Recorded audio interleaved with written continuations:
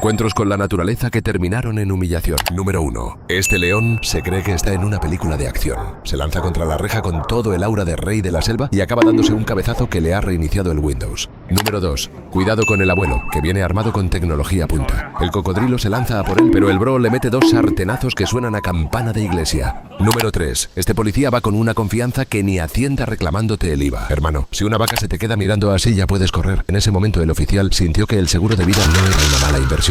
Número 4. Este chaval pensó que podía ganarle un combate de boxeo a un mono. Pero bro, estos monos son unos profesionales. El tío se pone a dar manotazos al aire mientras el mono lo analiza como si fuera un chiste malo. Y le hace un RKO que ni el mismísimo Randy Orton.